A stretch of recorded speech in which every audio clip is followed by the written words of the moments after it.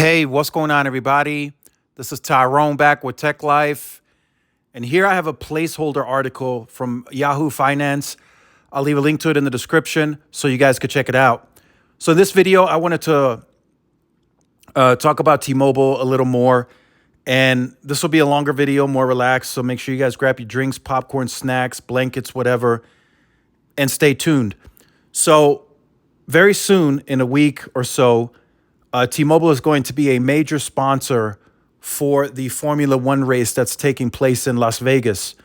Now, from a network perspective, it was very important that T-Mobile got temporary sites going, sell on wheels, so did everyone else. And it was also very important and impressive that T-Mobile got on the DAS system inside the Sphere. That was a big deal, bigger in my opinion, than anything else that they've done this far in that area, because it sets a new standard and precedence for T-Mobile. Right? Verizon gets in on the DAS. Yes, it's a big deal, but we've come used to Verizon doing that. T-Mobile, not so much. So T-Mobile doing that shows that they are a bigger threat than some are willing to realize. And that's just the reality of it. Now somebody goes into that venue, the Sphere. Let's just say, right, hypothetically, as an example, a few friends go in, they have AT&T, some have T-Mobile, some have Verizon, and the AT&T customer sees that Verizon and T-Mobile have service and they don't. That's a pretty big deal. And there's going to be a lot of people gathering inside that place. So that's not a good look. So there's a lot of stuff that T-Mobile still has to fix. I get it. The churn was up in Q3. That's a problem. Right? It was up quarter over quarter. That's still a problem. They still have coverage gaps out there. We understand that, but it's getting better and better and better every year that goes by. Next year, at the end of next year, it'll be better.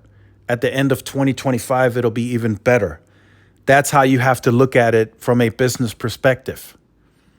And recently, I've seen some stuff that makes me even more confident as to why T-Mobile now uses Verizon as the benchmark competitor and not AT&T.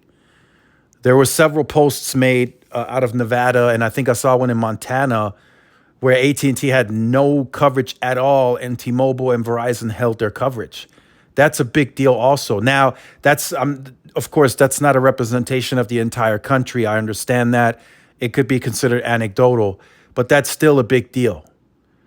T-Mobile is centering and benchmarking around Verizon's coverage, not AT&T's. So AT&T looks like they, with their coverage map and what they're claiming, they might be pushing, they might be reaching. When you go through Montana or parts of Montana and you're like on a 62-mile stretch and AT&T nor FirstNet have coverage, that's a big deal. And I would even go on to say in this video, if FirstNet nor AT&T have coverage in any part of the country for any amount of miles, that's an even bigger deal than if T-Mobile doesn't have coverage. Why? Because AT&T is the network for first responders. So that's a bigger deal. You have to really push that out there. That is the network for first responders. Yes, it's still bad that T-Mobile doesn't have coverage in X, Y, and Z, but they're not the network for first responders. They don't have a contract of like 25 years with the government. AT&T does. And if your competitors can cover that stretch, then you can too.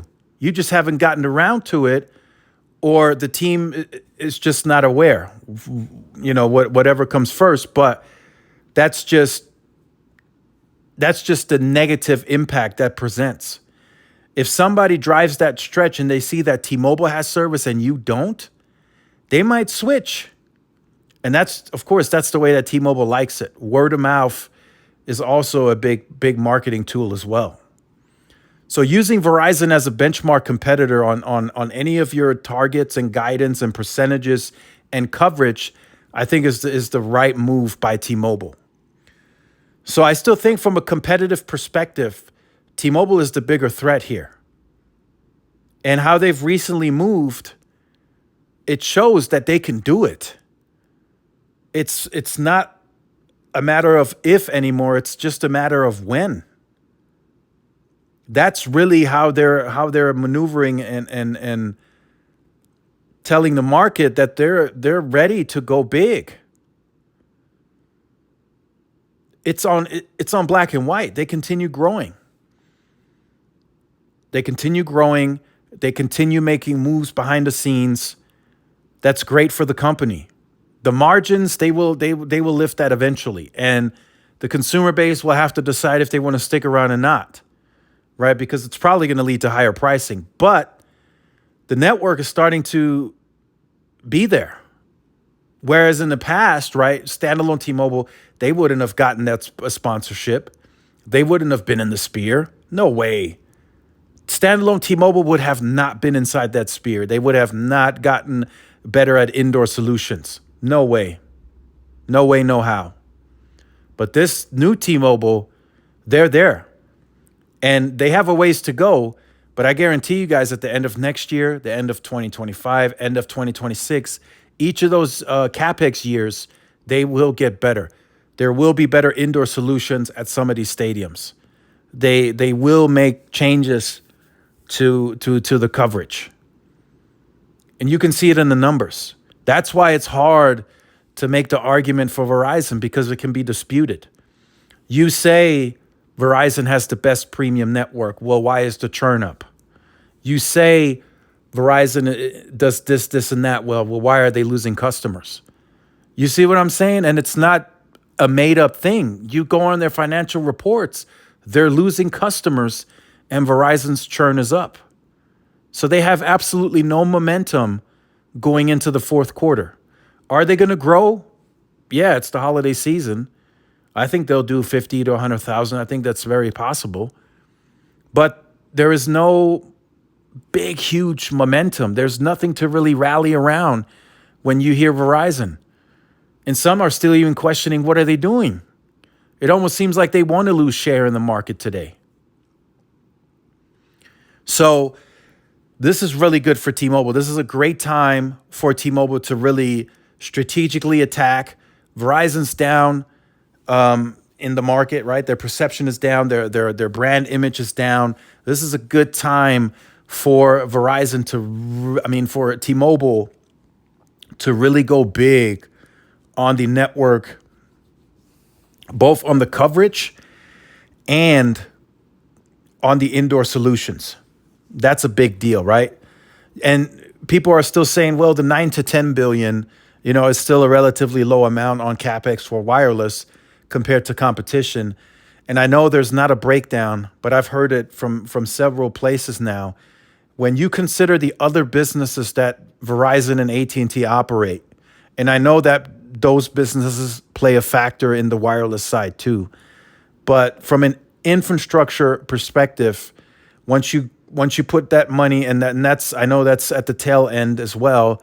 Once you take money that it costs to operate MCI One Fiber, once you take the money out that it costs to expand and maintain and operate Fios and some of the other global business units that Verizon operates, out of that $17.5 billion, they are probably on the stateside wireless network. Verizon probably spends maybe 11 to 12 billion on just that. So T-Mobile is not far off.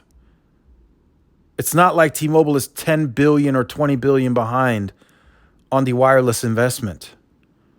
Could T-Mobile spend more? Yes, of course they could. And they did spend more. If you guys remember 2020, 2021, 2022, T-Mobile's capex was elevated as well.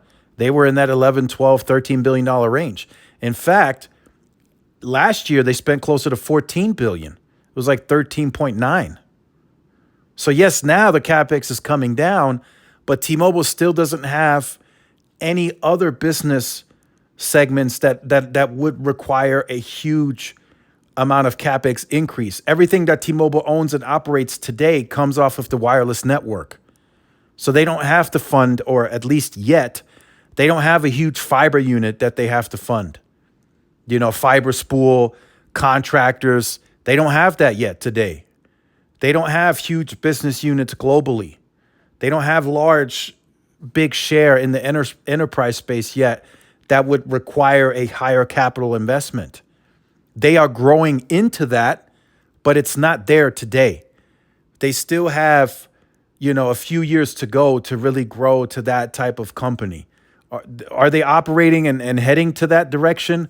Yes, obviously, but not today. They're not there yet today. They have a ways to go, but they are a big threat to the competition. If one of them lets off the pedal, right, off the gas, I mean, T-Mobile's right there, right? As an example, again, I will use this Vegas race, the Spear. AT&T let off the pedal. They did not get in on that DAS. I have confirmation on that. T-Mobile did. And boom, just like that, perception has changed. If there's one single AT&T customer in there and they see a T-Mobile customer has service, I mean, perception and the mind has been changed. Oh, snap, T-Mobile's that much better now? I didn't know that.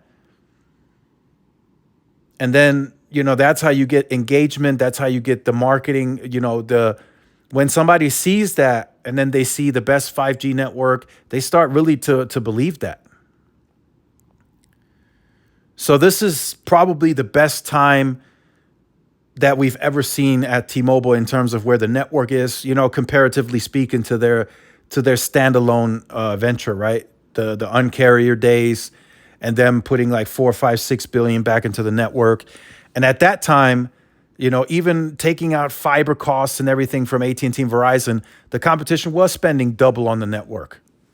They were, if I estimate, and again, there's nothing factual to track that, but by my estimation, if Verizon and AT&T are at 11, 12, 13 billion dollars just on wireless infrastructure, then during those times they were spending double versus T-Mobile. T-Mobile was like at 5, closer to 6 sometimes. But now T-Mobile at 9 to 10 billion, it's not much more. And T-Mobile can accelerate at any time depending on how the business is operating and what its needs are. If they see a huge opportunity or a vector of growth in a certain part of enterprise that needs more money, they'll go and spend it. If they see a vector growth opportunity on fixed wireless access to grow that business, they'll spend it. If they see congestion on the network and they need to accelerate C-band and the DoD, they will spend and invest. But they're going to do it smartly. And again, why would T-Mobile be at a 14, 15, 16, 17 billion dollar capex? Just to close out this video, I ask you guys that. Why? What's the need for T-Mobile to be at 15, 16, 17 billion dollars when they don't run any other bigger businesses? Just keep that in mind. Just think about it from a business perspective, financial perspective, balance sheet. Why would they do that? Especially now that they're paying dividend and buybacks both at the same time. There's no need for it. They don't run fiber. They don't have a crew running fiber. They don't have a team. They don't have huge global businesses. They don't run an entire 40% enterprise business. Not yet, anyways. They just don't. So there is absolutely zero need for that high of a capex for that company. They just don't need it. The 9 to 10 billion seems where they're comfortable, and they will continue to grow in scale each and every year based off of that capex. And like I just stated, if there's any need to accelerate anything that has a huge positive return on investment and brings a huge vector of growth, then they will invest accordingly. They will put together a separate capital to invest in fixed wireless access if needed, enterprise if needed. It's just not there today. And that's what they're signaling to the street and the market. They are telling the market, We have enough spectrum to continue to increase our capacity. The 9 to 10 billion, we are comfortable, and it's showing in the results. You can see the growth every quarter. You see they're expanding in rural. You see they got into the spear. They got into the DAS spear with the 9 to 10 billion. It didn't take them 15, 16 billion dollars to get in on the DAS at the spear in Vegas. So I'll leave you guys with that. Leave all your comments in the comment section down below. Like I said, this would be a longer video. Just wanted to get that out there. Just seeing them getting on the DAS where previously they wouldn't. I just think that's so impressive in my opinion. And that's good for competition. In the past, likely, Verizon would have been in there alone. But now T-Mobile is right there. And that's just good for competition. So make sure you guys stay tuned for more. Like, share, subscribe, follow my social media outlets. This is Tyrone with Tech Life. See y'all in the next one. Peace.